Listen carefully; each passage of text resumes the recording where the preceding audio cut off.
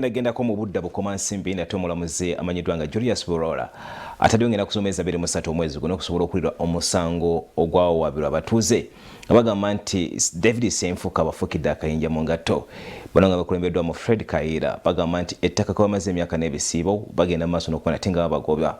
Wabula David Senfuka agamba nti ettaka lino lirye bwoya yaligula mu mwaka gwa 2004 wabula abatuuze bali mu kusasula obusuulu nga beefudde kyesirikidde muzigo mu ttimpa ko ye amuteekeddwa okuva ku ttaka lyange. Abakulembeze mu disitulikiti y'Ebukomansimbi nga bakulembeddwa mu ssentebe waabwe Fred Kaira Nyenje ng'ali wamu n'omubaka wa President mu disitulikiti eno Kalema Pakshi baweze okufagana n'abagagga abakyagenda mu maaso n'okuba nga bagobaganya abantu ku ttaka. Katulinde ensala y'omulamuzi kuba tebaagala lwaki batuwaabira tebaagala tuddemu kuzoogerako n'ekyeŋŋaana nakati ekyo kyo nkigaanirawo nti nze ng'omukulembeze wa Bukomansimbi yalondebwa tulina nsonga ya kitundu kyange yonna gy'osobola kuŋŋaana kwogerako kuba kitegeeza nti abatuuze bange obampambyeko.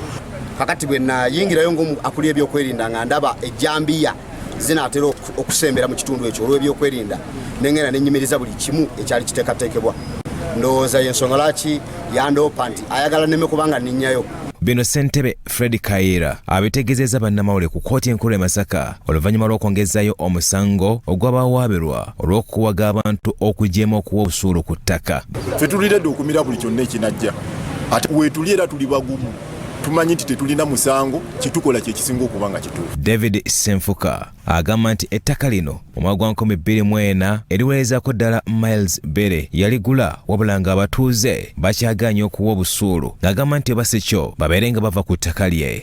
Kakati ng'obutakkaanya bwe nabafunako bagenda eyo gye nagula ettaka kyalo bakiyita budda ne bakubayo olukuŋŋaana kyesiinaako mutawaana naye ebyabigerwayo tebyali bituufu kubanga banumiriza nti ngoba abantu kutaka kitali kituufu ate nga twali tusabye mukulu wa RDC twategerako nti agenda kubayo olukuŋŋaana nti atuyite obasooka tusinkane teyakisobola kati kyekyandeeta hano mu kkooti. Omulamuzi Julius Burola ali mu mitambo gy'omusango guno ayongezezzaayo okuguwulira okutuusa ng'ennaku z'omwezi 23.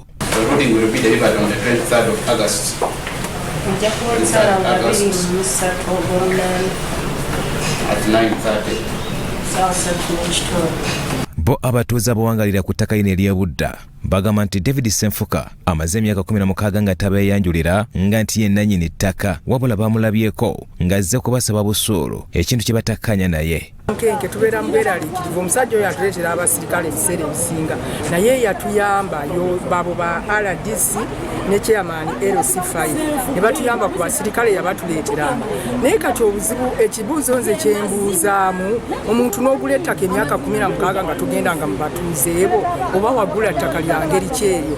Senga waffe yatunda ettaka eryo eyali administrator waalyo administrator wa Africa ye yatunda ettaka eryo n'alikuza David Senfuka lyonna era n'amusayiningira transfer form z'ebyapa byonna era n'atwala ekyapa kye mulambalaba tatwalangako ttaka mu bujjukujju.